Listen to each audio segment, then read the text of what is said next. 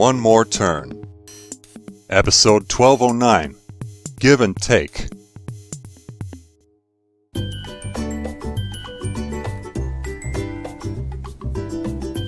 Bella, Max, did Nora let you in? just long enough to ask Mora and Nax to help me if I needed anything. Do you ever? Not from them. Not yet, anyway. Your mother-in-law at choir practice again? At a retirement home, signing papers to secure a room. With a garden view, of course. Of course. Oh, has she worn out her welcome? Hardly, but she has worn out her body. It's too much for her with the twins underfoot. They are 2/3 of her height now. Not a fact she likes to be reminded of, as I found out the hard way. If you and Nora are looking for a part-time babysitter then, let me know. Do you know someone who's available? And competent? Oh, well, if they have to be available and competent. You mean yourself, don't you? I do. Okay, I'm going to ask you something personal while trying not to be awkward about it. Doesn't just saying that defeat that purpose? Are you with child? Oh, no. Gosh, no. I am not. I'm offering as a friend. In exchange for... Teaching me about the laser hair removal business? You're joking. Badly, but you're joking. I'm not. But it's funny you say that, as I think I've used those exact lines in talking to... Hudson? How is he? His vitals remain steady, but still unconscious. I think his doctors are optimistic, though. I called Reese to see how she is faring. We talked for almost 2 minutes. Out of context, that doesn't sound impressive. But knowing how she's been, that is. Did you text first? After Garrison caught her using an autoresponder the first time. Then with Avery? Nope. Doesn't the shirt Nax is wearing today say that? Partly. It reads, short answer, no. Long answer, nope.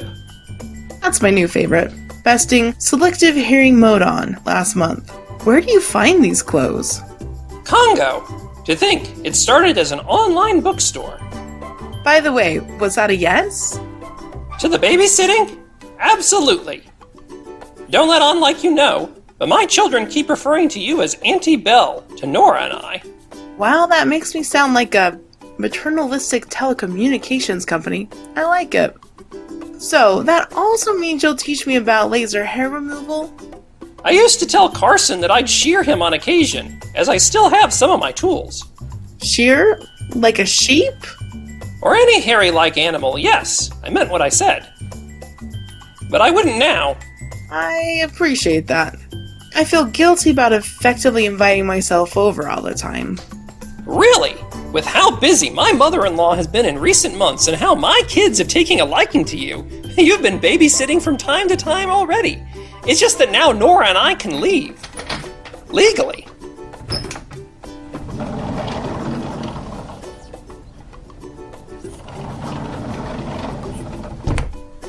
I like how you felt you needed to qualify that. But I want you to know why I've been spending more time than I need to here. It's not just because of my divorcing Carson. I know. It's like you said last year. You've been dealing with daddy abandonment, uncle detainment, ex-lover. Max, I'm gonna have to stop you right there. Sorry. Too much detail? No, you said year instead of season. Year is the correct term. Welcome back, dear. Max, don't go losing your Maxisms. They're more reassuring to me than you realize. I didn't know you called them that. Sorry, Nora. So, hi? It's okay. In fact, it's good he hears it from somebody he doesn't live with. If a year is a season, what do you call a second? Maxims are best left as a status quo set at this point. Status quo is Nora for as is. I think that speaks for itself. Indeed. How's your subscriber count today? We're up another few hundred. We're working on our milestone 10th video today. Rarely do the words 10th and milestone rightly belong in the same sentence. Yes, this being one of those times. How about 10,000 and milestone in the same sentence? As subscriber count. I like how you felt you needed to qualify that. I don't want to teach you the laser hair removal business, Bella. I didn't like teaching me. That's good, because I'm pretty sure that was me.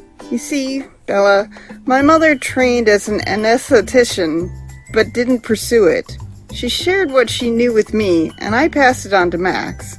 I didn't want to be the middle person in all that, but it didn't come naturally to Max like it did to me. But he liked it, and I didn't. This was all before I designed Max's client database. Which led to me hiring Carson to redesign the company's website, but let's not go there. How can you when the company doesn't exist anymore?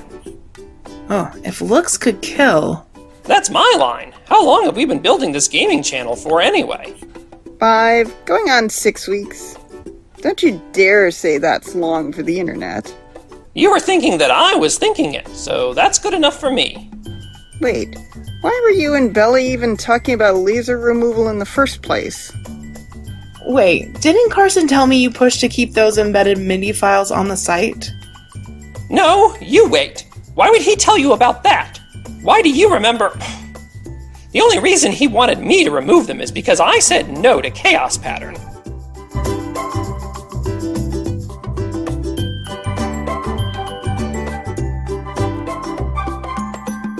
One More Turn. Written and created by Daniel Dan Q. Quick. Edited by Dark Cloud. Directed and produced by Daniel Dan Q. Quick. Characters in order of appearance. Max, voiced by Dark Cloud. Bella, voiced by Annalie Cardamandua Barney. Nora, voiced by Heather Pawprint42 Motes.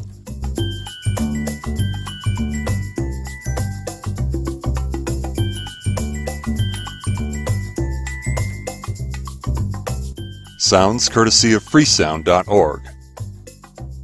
Music by Kevin MacLeod. Voiceover by Sedgwick.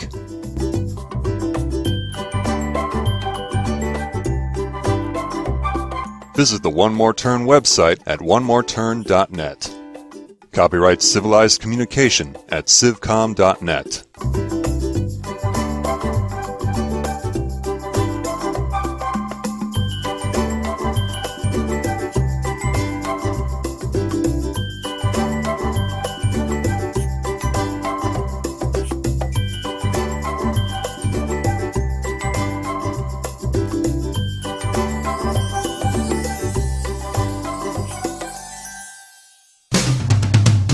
On the next episode of One More Turn.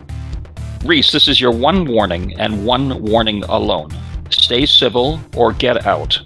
Isn't saying alone redundant there? Because if you say you're giving one warning... Avery, this is your one warning, and one warning alone. Play nice or work out.